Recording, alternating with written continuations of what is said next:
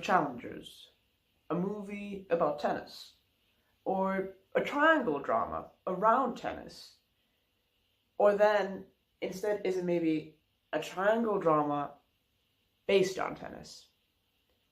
Well, the answer is yes, that is exactly what it is. And it is basically a movie that I've been obsessed for months now with. Basically, this is gonna be a very woke sociological gender studies attempt at analyzing the movie, the characters, and its dynamics. Now, the movie has three main characters. We have Art, and we have Patrick, who are friends with each other since childhood. They've gone to school together. And then we have Tashi. She's this promising young female tennis player who both Art and Patrick end up becoming romantically interested in. So how the movie goes is they meet Tashi at a tennis tournament for the youth championship, and basically end up both immediately becoming infatuated with her. And from this, their dynamic dramatically changes into, instead of just being, two kids horsing around, they start competing with each other for attention. And this is something that Tashi herself even invokes, in that when they first meet and they try to ask for her phone number, she tells them whichever of them wins the championship the next day is gonna get it. Now, Patrick ends up winning that game and gaining the phone number of Tashi, but that doesn't, of course, that only marks one round, but this is a long run of a game that they're playing with each other. So Art ends up going to the same college as Tashi, while Patrick tries to make a name for himself by just playing tennis.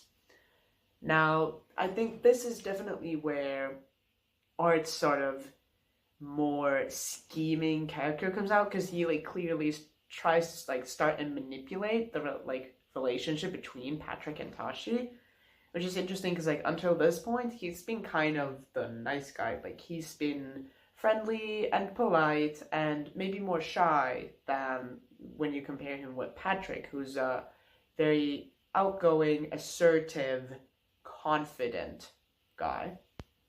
And I think this is just important to note, that they, as characters, are very different, and that kind of also shows up in how they relate to their own masculinity. Now, Patrick and Tashi end up breaking up. They have a huge fight, and actually on that same day, Tashi has a game where she gets really, really badly injured. In a way where it basically ends up being so that she can never play tennis professionally again. And I mean, this is absolutely crushing for someone who basically was working towards becoming a professional tennis player all of her life. And I feel like this is a really central part of her character, is this injury and how this kind of instantly ends this path that she was very consciously on her entire youth. Because now she's kind of stuck with only getting tennis by living vicariously through someone else. But this isn't something that ends up happening right away. We do end up sort of fast forwarding, and Art and Tashi meet some years later, after they've gotten out of college. And Art is sort of an up-and-coming tennis player, and they have dinner, and he ends up offering Tashi to become his coach. And she's kind of reluctant at first, not knowing if that's such a good idea. But we then fast forward again, and it turns out that Tashi did agree, and she is his coach. And actually, they're also married now, and they have a child together. And this is actually the setting that we open with in the beginning of the movie. And I think there's some interesting ways of using kind of images to tell a story, in that the opening is when they wake up like early in the morning in like this lavish hotel. They have like brand clothing and all that. But at the same time, they, I think it's like 6 a.m. when they wake up and the sun hasn't even come up yet. And right off the bat, we have Art doing a bunch of physiotherapy things, or like he has his whole back or like shoulders are sort of covered in sports tape. To me, it kind of felt like what they were trying to tell is that, you know, all this lavish life that they've created for themselves at the same time has been sort of quite literally torn off Art's back. So, in my opinion, the movie has a lot of interesting views on gender relations, but in addition to that, there's some interesting power relations going on throughout the movie between the relations of the characters, especially the relationship between Tashi and Art. Since throughout almost the whole movie, it's pretty clear that the one who is in power is Tashi. It is very much she who calls the shots and decides where Art plays, what he does, what he eats. Almost like everything that Art does is in some way under Tashi's control. And I just find this interesting since it makes you kind of pose the question of, is Art knowingly in that situation, or is it so that he just does not know how to get out of that situation or how to say no to it? And if you ask me, I think it's kind of a situation where Art is a sort of willing victim of the situation. And I understand that victim in this sense can sound like a pretty big word to use. But what I mean with that is that, like, it cannot escape him what is going on in that relation between them. And he might, of course, feel some kind of powerlessness in that he feels he can't say no to Tashi because that's just how infatuated he is with her. And, you know, I do feel like this whole relation also ties to the kind of interesting gender relations that go on in the movie. Since, you know, the typical depiction is, of course, that of men having more power than women. But in this situation, it's clearly Tashi who is kind of on top of things throughout. And it's only in the, like, very, very end that we see a sort of hint of her losing that power. But the whole reason why she has that powerful position is because of Art and Patrick both being interested in her romantically. The fact that they're both infatuated with her is what makes them so willing to sort of do whatever she tells them to do. But then, of course, that is also something that Patrick doesn't agree to, and they end up breaking up because of it. But then Art, on the other hand, very much goes along with it. And there's even a lot of like scenes where he kind of lets Tashi kind of subjugate him. Or, well, I mean, if we, for example, take the situation where they're watching a match where Art didn't do that well, and they're sort of fighting about it. Tashi is saying that, you know, if he's gonna play this bad, then she might as well pull him out of the Cincinnati tournament. And then Art tries to go like, hey, it's, you know, it's just his confidence, he just needs to get it back. But then, as we have Tashi sort of leave the room, Art goes, hey, I love you. To which Tashi says, I know. And that's it. And like, I feel like in this sense, it's kind of made clear that they both know that the sort of strength of Art's feelings does not go both ways. So he feels a lot more strongly about Tashi than what Tashi feels about him. And I feel like one could wonder why Art would choose to stay in that type of situation. And I feel like this opens up a really interesting question of why do people stay in situations that don't seem to serve them, that doesn't seem to be good for them. And I know that it might be a bit drastic to take in like domestic abuse, but I mean, one could claim that the situation between Tashi and Art, I mean, it's not physical abuse, but you could claim that there is at least some amounts of emotional abuse, in that Art is very loving towards Tashi, whilst Tashi can be quite cold, quite demurring, quite even condescending towards Art. And I think another scene that really like encapsulate this dynamic of theirs is when Art says to Tashi that he wants to quit. And initially Tashi responds with that it's his decision to make, so she shouldn't have an opinion on it.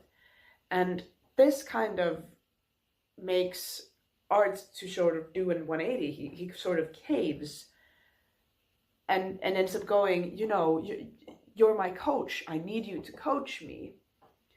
And to this, Tashi then says, okay, well, if you lose, I'll break up with you. I'll leave you. Is that what you want me to say? And it's really interesting because I feel like it really shows how, in a way, Art needs that sort of domineering push of Tashi, because that's how he gains a sense of direction. And the moment Tashi ceases to do that, he's unsure of what to do with himself or who he even is, because for so long he has been the tennis player, you know, Tashi's husband. And the moment where that sort of identity of his is shaken, he has nothing left. And I feel like this is sort of a core aspect of when you start thinking of, okay, well, why would a person in an abusive relationship, why would they stay? Well, I mean, usually if you think of the like most common techniques of manipulation that someone who's abusive would use, it would be something along the lines of down-talking their friends, making them lose all other connections, so that suddenly their only sense of self and who they are stems from the abuser. And now this creates a very strong sense of dependency, because, well, of course, usually in those kinds of situations, you'll also have maybe monetary dependency, or other than just like emotional dependency, but emotional dependency is like a really big part of it. And that's why I think that, in a way, sure, Art could make the decision to leave. But I don't know if he feels that that is a possibility that he could even consider, since on an emotional level, if he were to do that, if he were to leave or to sort of push back to Tashi, then he would also, in a way, lose his sense of self, who he even is, which makes it such an impossibility for him. In a way, this also raises another question, which is that for a long time, I feel like we've been thinking about situations of abuse as a very binary one. So in this type of situation, you have the very active perpetrator, who is the one in the active role of the situation.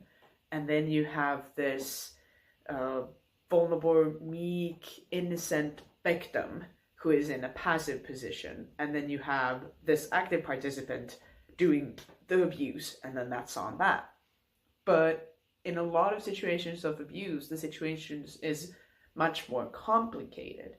And from this type of binary setting, we sort of end up taking away any sort of actorship from the victim, which in that situation they to a degree still have, even though their options have been in many ways limited by the abuser.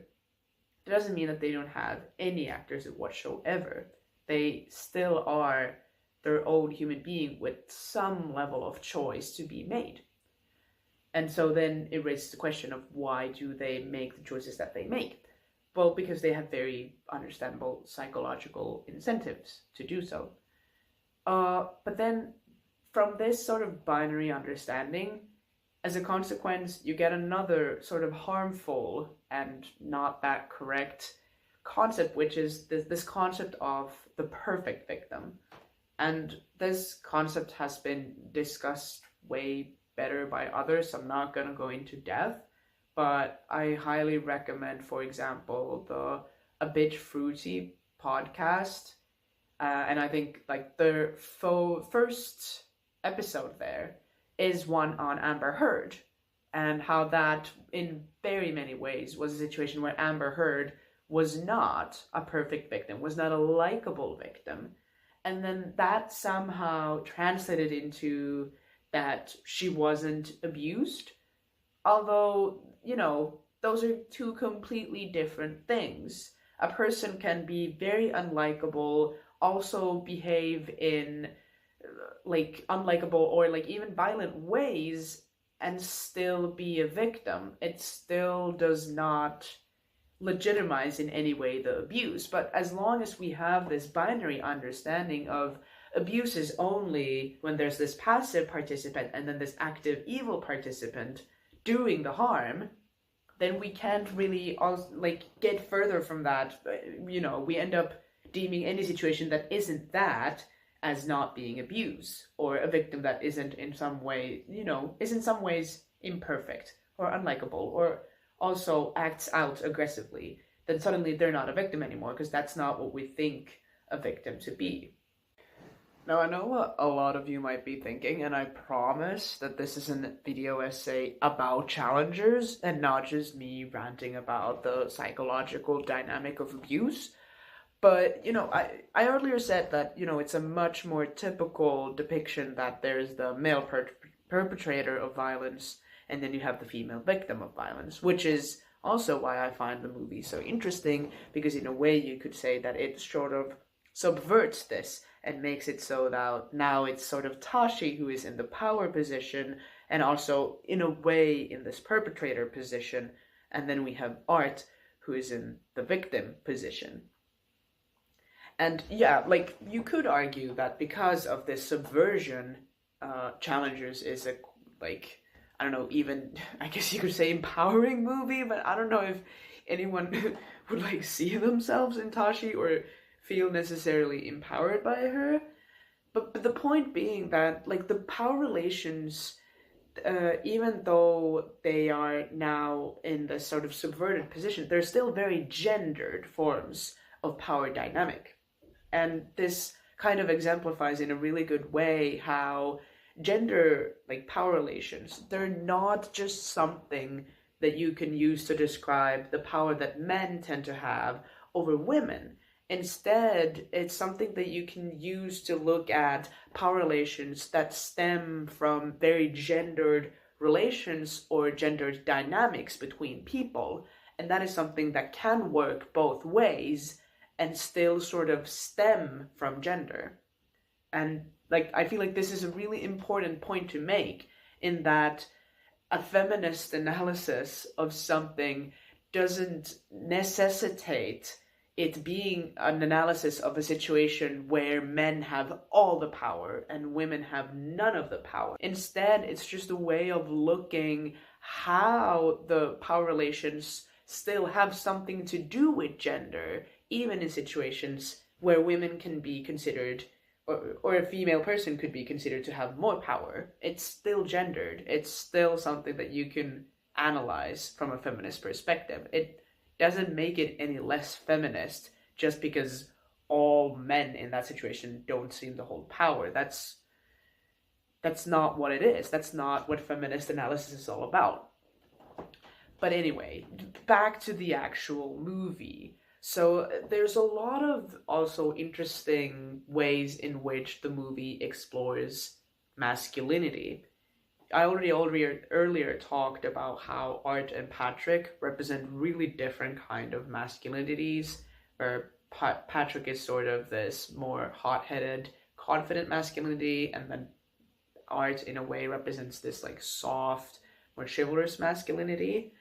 And this also shows in a really interesting way in how these two characters react when the topic is of their relationship with each other is brought up. In that, is it maybe so that there is something there more than just a friendship?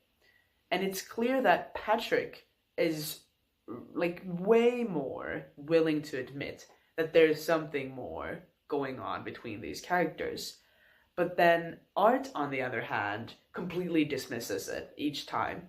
So, for example, you have the scene where they are all, the three of them, sitting at the beach when they have just met Tashi for the first time, and they're kind of chatting, hanging out, and then Tashi says something along the lines of she doesn't want to be a homewrecker. And Patrick, his response is to say it's an open relationship, while Art is, oh, we're not together. And so even here we see this just outright dismissal of them maybe having somewhat of a romantic relation, while Patrick is more chill about it. He doesn't feel threatened about the suggestion that there's something more between two of them. He's not intimidated by it.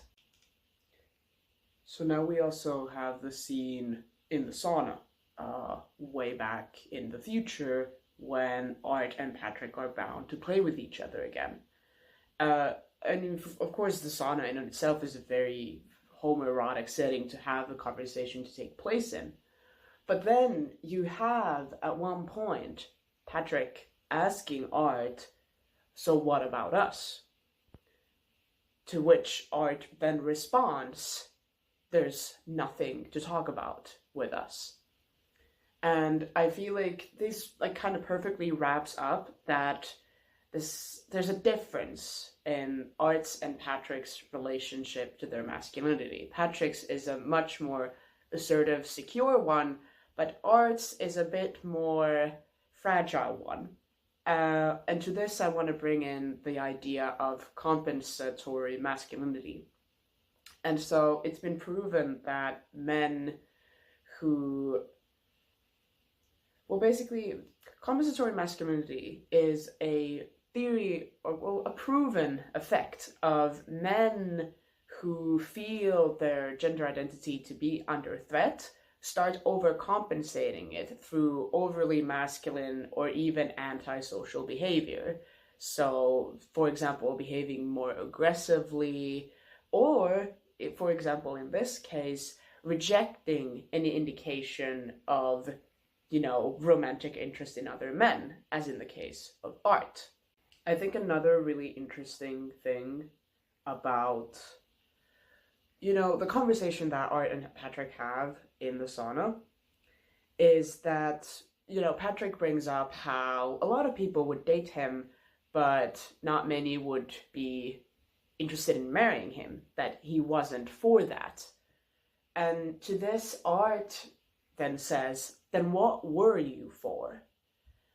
Which I found pretty interesting, because I feel like in a lot of ways, the way Art has sort of built his identity in adult life is that he's a husband, he's a father, he's a tennis player, but there doesn't seem to be much more to him than that.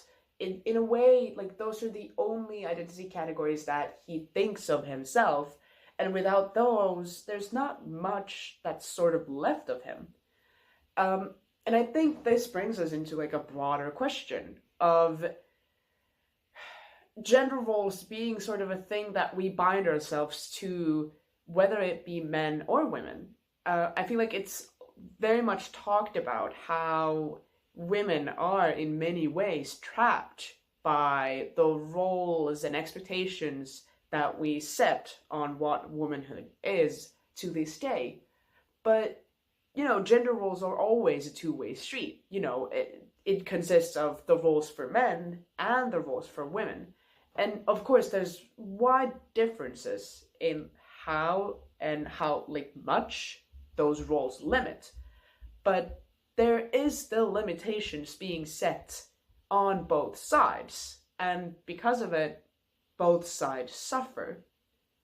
that also means that if we would have a way to get rid of those, well, not necessarily getting rid of those roles, but loosening them to making them more of a optional choice that you can make, but one that you don't have to. And maybe even so that the role that you want to take is more up to you instead of being something that is ascribed to you upon birth. And I feel like a lot of times when talking about gender roles, a lot of people will then sort of reject this idea, saying that actually when I was born, nobody gave me an instruction manual on how to be a man or how to be a woman. And I don't think that anyone talking about gender roles is trying to claim that. The only suggestion is that when we exist in the world, we usually do it in interaction with other people. That, that's kind of a given.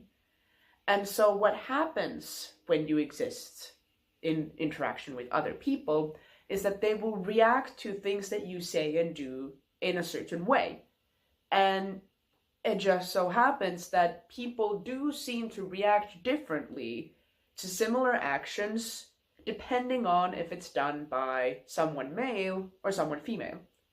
And of course, the amount of difference in these reactions vary a lot, and we've made good progress in that there are a lot of situations where men and women are valued more equally, which is good. But that doesn't mean that we've suddenly ended gender. It's still something that we can feel in ourselves, in our everyday lives, quite clearly. And I'm not saying that gender as it is bad.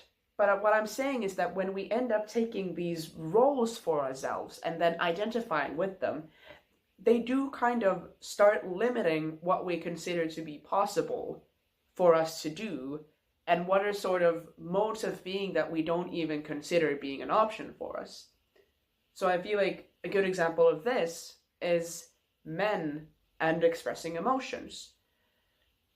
Once again, I'm not claiming that when men were born, they were giving this pamphlet saying you shouldn't cry or you shouldn't express emotions, at least in a strong way. But what I am saying is that research has shown that, for example, when male children start crying at a playground, mothers are less likely to come and comfort them than what they are if it was a female child starting to cry at the playground. And that has an effect. It has a direct psychological effect. Because if you as a child start crying and nobody comes to help you, the conclusion that you're going to draw from that is, I need to manage on my own. Nobody's going to come help me. My feelings are my problems alone, and I should not put them on somebody else. And what you have to know is that childhood experiences, they have an immense effect on how you see yourself and how you relate to the world, way beyond that particular interaction. They live on in you. And so this is what I mean with gender roles being limitations that, at least to an extent, go both ways. And what is so interesting about it is that these are ways of limiting ourselves that nobody's necessarily forcing us to do, but we sort of are encouraged to do it ourselves by the ways in which people react and behave in relation with us. So, for example, it's not like anyone's telling women to value their looks or invest time and money and effort into it. But the amount of positive affirmation that they get when they do it obviously makes it a very understandable thing to strive for. So, for example, if one day of the week you wear makeup and then you get, let's say, 5-6 compliments out of it, when in comparison, when you don't do it, nobody says a word, obviously you get a pretty strong psychological incentive to do it again, because people like being complimented. It's not that complicated. And once again, people could still make the choice to not do that, but they have a very strong incentive to continue doing it. And I feel like this is the interesting part about social conventions, is that they're not about someone holding a gun to your head. It's not a conspiracy theory of like people in power controlling your mind. No, it's something that's born out of how we interact with each other. And that's what makes it both so invisible, even though its effects are very visible, but also a very nefarious power, because it can be very easy for people to then start making conclusions that, you know, this is just how women naturally are. They naturally care more about looks, and that men naturally just don't cry, when we have clear evidence of how it's just culturally enforced into us, and then we start repeating it. But because it is such a non-physical power in a lot of ways, we don't end up considering social power as a real thing. So then we make all these silly gender essentialist conclusions about men being one way and women being another. And once again, saying this is not claiming that men and women have no differences in physiology, like in their physique whatsoever. Of course they do. But what I would want people to consider more is that everything isn't always physical. You know, everything isn't always biology. Usually human behavior is something that is affected by a lot of different factors. You know, it's both the biochemical reactions within your body as much as it is the interactions between yours and other people's bodies, and then the psychological consequences that that has. It's a lot of things, and like all of these can coexist without at any point saying that, oh, you know, biology isn't a thing, or there's no such thing as any physiological differences between men and women. Nobody's saying that. But what people are saying is that a lot of the differences in our behavior that we can kind of observe between men and women don't necessarily stem from mere biology. But what it instead could stem from is this limiting role that we end up enforcing on ourselves. You know, be that man, be that woman, be that husband, be that wife, be that mother. All of these titles come with just a wide range of symbolical and cultural implications. And they're gonna have an effect on how we behave and how we allow ourselves to be in relation to others. It quite literally limits what we think is possible for us as human beings, which is kind of scary. And so, you know, I implore you, no matter what your identity or non-identity is to kind of go into yourself and think, is there some way in which I am limiting myself in my everyday life? Is there some way where my own identity has sort of set up a framework for what I consider possible for myself? And could there be a way for me to maybe even widen that range and consider new ways of being and expressing myself to be possible?